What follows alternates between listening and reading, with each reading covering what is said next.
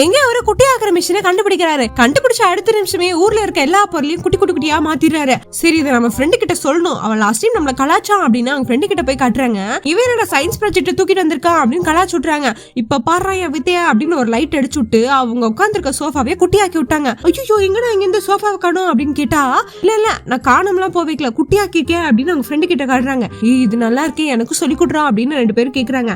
சரிவா உனக்கு சொல்லி கொடுக்குறேன் அப்படின்னு ஒரு வாழைப்பழத்தை எடுத்து வச்சு அந்த வாழைப்பழத்தை குட்டியாக்கி காட்டுறாங்க. இது நல்லா இருக்கு, வா வேற ஏதாச்சும் குட்டியாக்குவோம் அப்படின்னு வெளியே குடுகுடுன்னு போய் பாஸ்கெட் பால் விளையாடிட்டு இருக்கான். அவன் விளையாடிட்டு இருக்க கூடையே குட்டியாக்கி விட்டாங்க. இதே மாதிரி உங்களுக்கு எந்தெந்த பொருள்லாம் பிடிச்சிருக்கோ அதே எல்லாமே குட்டியாக்கி ஜாலியா விளையாடிட்டு இருக்காங்க. இது நமக்கு கடவுளுக்கு எடுத்த கிஃப்டா, இதை வச்சு நம்ம லட்சாதிபதி ஆகணும் அப்படின்னு சொல்லிட்டு இருந்தா, நான் லட்சாதிபதியா, நான் வேற ஒரு ரீசனுக்காக கண்டுபிடிச்சேன், வாங்கடா என் கூட அப்படின்னு ஒரு பக்கம் கூட்டிட்டு போறாங்க. இவன் தான் என்னைய டம்முன்னு மண்டை அடிச்சா, இவனை குட்டியாக்கி இவனை நான் அடிக்கணும் அப்படின்னு அந்த பயபிளை வெறுப்பேத்தி விட்டு சண்டைக்கு வர வைக்கிறாங்க. இவரு சண்டைக்கு வாடா அப்படின்னு அந்த மிஷினை வச்சு குட்டியாக்கி விட்டுறாங்க. இப்ப பாரு உன்னைய ஒரே கால்ல மிதிச்சு சட்னி ஆக்குறேன் அப்படின்னு மிதிக்க போறாரு.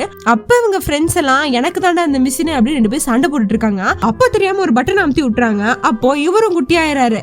அதுக்கப்புறம் இந்த மாதிரி உங்களுக்கு ஒரு மிஷின் கிடைச்சா நீங்க எதை குட்டியாக்கி இருப்பீங்க அப்படின்னு கமெண்ட் தட்டி விடுவாங்க. நெக்ஸ்ட் சந்திப்போம். சடா பை.